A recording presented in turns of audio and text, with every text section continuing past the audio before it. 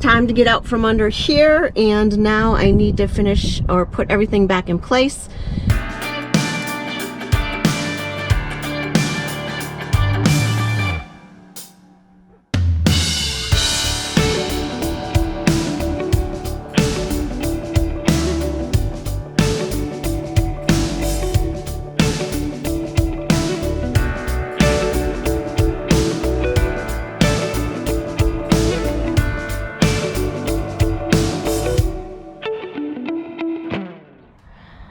Good morning, guys. So today is another project day. In our previous videos, you had seen that we installed all the skid plates, the protection plates on the Jeep.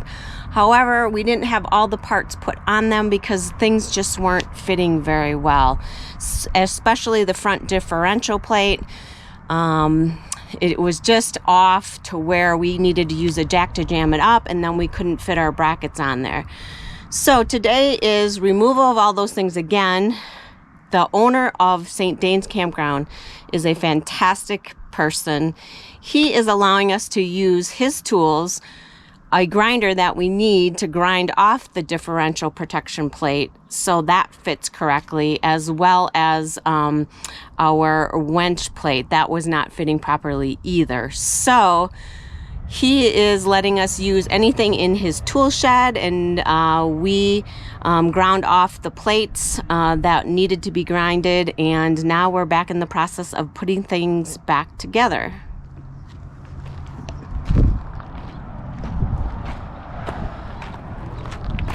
So here is the Wench plate, and this is the perfect cutout over here. However, that is not on the correct side. It does not go upside down. We attempted that. We're pretty good at figuring all those things out. So we actually then ground out that over there so that fits in correctly, and that does not hit the sway bar. That was our biggest concern when we had that on there, and we had to remove that before we went off-roading with the Jeep. And here's the differential plate for the front. It was hitting quite significantly back here, and we had to jack it in and force it in. So now we ground it down. We ground this section off, and then we have painted it all. And so we put that back in place just to fit it to see if it worked. And now it fits perfect. So I spent the morning taking everything off. That plate, the bumper, and now everything's back out on the floor again. Take you under here, and so this is the differential here, and that is the problem that we were having, protecting the undercarriage of that when we're off-roading. So now that that's ground off, that's going to fit in place perfectly, and then we can get all of these parts back on, and then that'll be it for making sure all the plates are in correctly and all the pieces are on. We also then needed to install these brackets that weren't fitting correctly because we didn't have the differential plate on correctly, and so now everything works. So looking forward to getting all these pieces back together, and the maintenance, I shouldn't say the maintenance, the body work or the protection work is complete from here. So back at it. And so when I talked about the Wench plate hitting things, this is our sway bar, and this does articulate, as you can see, and it was touching here and it was touching here, and so we couldn't have that Wench plate on there and impacting our sway bar, because then that impacts how this thing drives and the suspension and everything. So that was really important to take that off and grind that down so we have plenty of room for that, and so that can articulate like it needs to. So now what we need to do is fit these in and make sure those go in place before we put the differential plate on, because we did not have those on before. Yeah, just one side was on.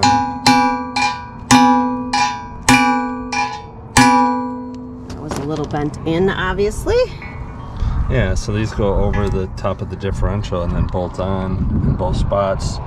So let's get under and see if we can't do it. But this, so the problem was here, this was touching the back of the diff. Right, Yeah. so we ground that out like I had explained, and so this should go on much better. So Yeah. let me get under there. This one's easier than this one. So anyway, I'll put it up in there, and then you can see if you can't get that.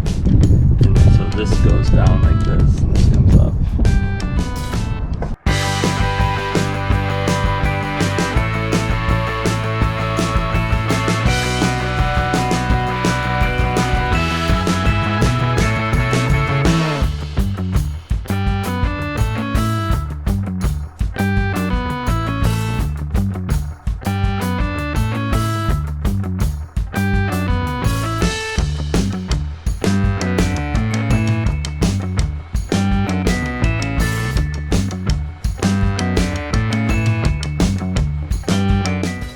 All right, so these brackets are on and in the correct location now, so everything is fitting really well under here.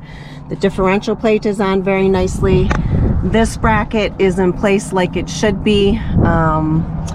The other side, the bracket is too small for, it's not stretching around there, so that part is not fitting, but this is all solid and in place, and it does not need to have another bracket on like we feel it should. So that is all finished for that.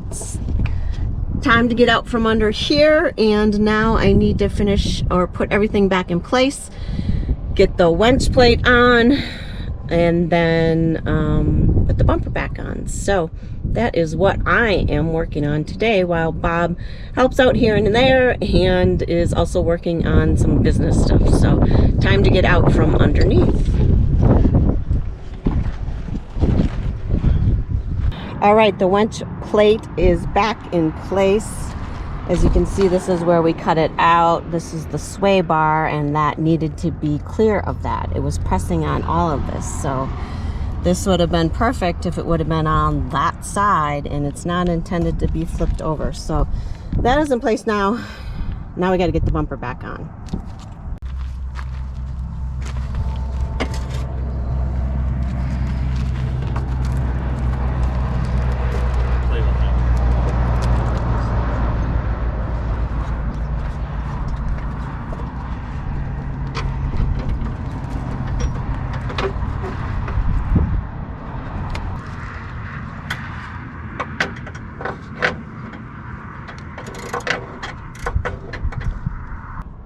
All right, last piece, I'm putting this protected underbody on this one, and then everything's back in place.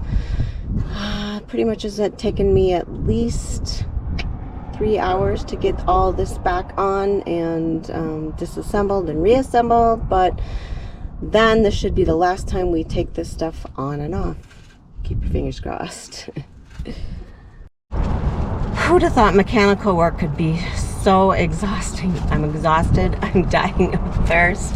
It's not hot out, but just trying to get all these pieces in place, and I have a new appreciation for what Bob does all the time. I'm typically just the helper, but today he's had some business work to do, and I pretty much have mastered this whole thing by myself. A little help from him with the grinding, but that's about it. And so I am signing off for today. Short video, I know, but we have been in Moab. We have done some Jeeping, but we haven't enjoyed hardly anything else because we've had so many projects that we've had to work on. Plus we want to hang out with our friends who took us Jeeping, but we need to do some hiking, some mountain biking, and yeah, I'm signing off from underneath the Jeep, and so we will see you on the next video. Have a great day, guys.